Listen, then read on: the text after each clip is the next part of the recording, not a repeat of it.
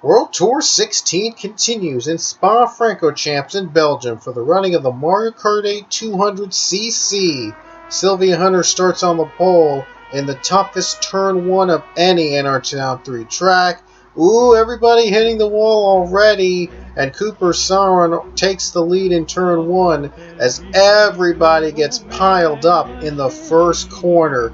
This always happens here at this track, and I do not know why. I've tried fixing it, but every time I try to do so, this happens on the very first lap, and it happens a lot on the restart especially. And Siron pulls away to take the lead away from Sylvia Hunter because she hit the wall along with everybody else. Racing back to our first caution of the day, the 3 of Sarah Paddock looks to take the lead from Cooper as she comes down one of the apexes. Ooh, she's too high. She's in the sand, and she loses momentum and is going to lose second place as well to Luke Walker.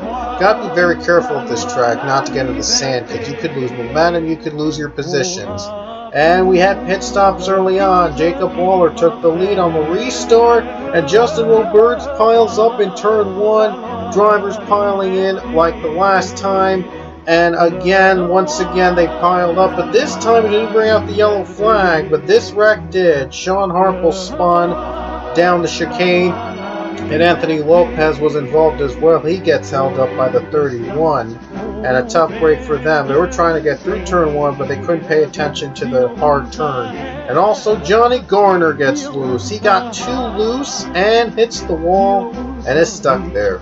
More pit stops, more jumbling of the field gives Luke Walker the race lead. Down turn 1, the toughest turn 1 of the any track in NR 3, and the front runners made it through, but look at them, they're barely getting by wiggling, and Mason Powers spins out in turn 1. Drivers starting to pile up again, but not much like last time though. And we have a tight battle for position between Angel Navarro and some other cars. Cody Hagan, Abby Sachs, and Sylvia Hunter, the pole setter. Ooh boy, Sachs. Oh man, and Navarro nearly got right into Hunter. Gets too high and loses positions to Sachs and Hunter. And now 3 wide in this track. And obviously in road courses you can never go 3 wide. But somehow, someway they were able to keep it. Powers gives Navarro a little nudge. Now he's battling with Kyle Collins, trying to stay alive here. He already has a lot of damage like most of these drivers have today, but he is just barely hanging on. Cooper Sauron, who was one of the front runners early, drops out because he got into the sand a little bit. Bad pit stop pretty much. And speaking of pit stops, drivers are pitting under green, and that would hand the lead over to Chloe Baker. And Jacob Waller running behind her in second place, but we'll see if she can go through turn 1. And she does, barely. She does a little squeak, and oh, Ethan McDowell was stuck. And Sebedy Mitchell-Riggs, Alex Hawkins is held up.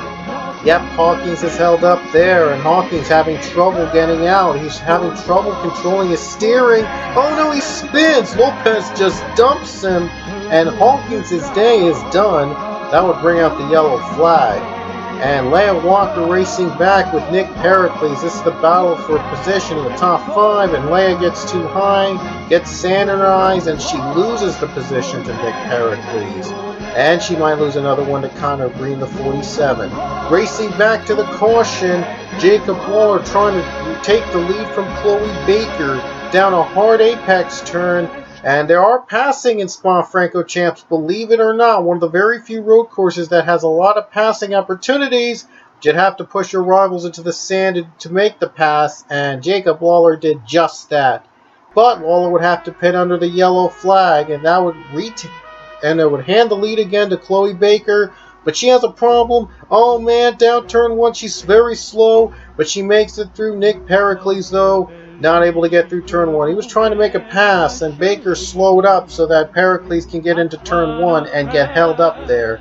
Ooh boy, Ethan McDowell, he just can't get a break here in turn 1. Gets spun out by Joshua Balkin, and he can't escape the clutches of the turn. Battle for the race lead. The top 3 drivers, believe it or not, running now are female. As you see, Chloe Baker in the lead, Sylvia Hunter is second, Leah Walker is third. Ooh, Hunter got a little too high, got a little too tight there, and is trying to keep the battle with Baker. Baker has a problem. She's very slow. Chloe Baker has a problem. She loses the race lead and is very slow coming down the apex. Very tough break for the 88. Was running really in front most of the day, and she gets a car problem. An unfortunate end for her otherwise spectacular day for the 88. And all the drivers are passing by, and Chloe Baker a long way down pit road. Hunter is your new leader. Leah Walker, though, closing in down the final chute. Ooh, Leah's closing in on Hunter, coming down the line, racing back to the yellow flag.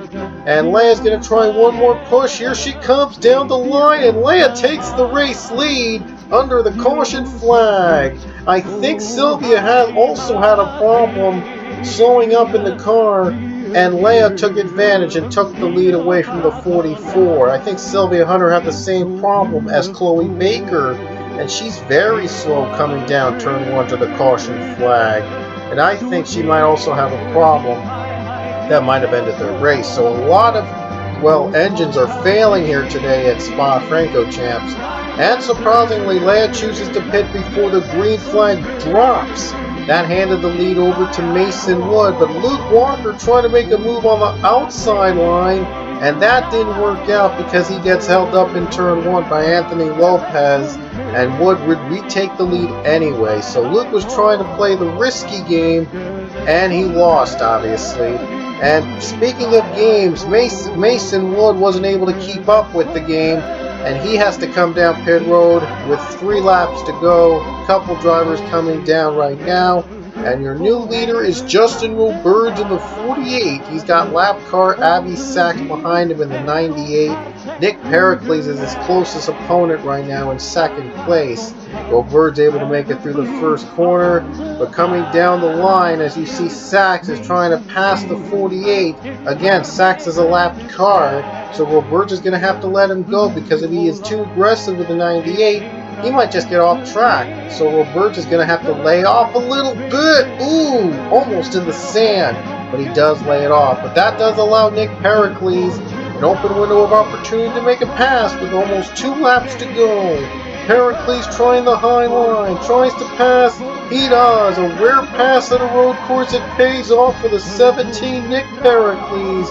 What a move he made over Justin Roberts. Now Pericles is trying to survive these drivers, hoping to have enough fuel to finish the race.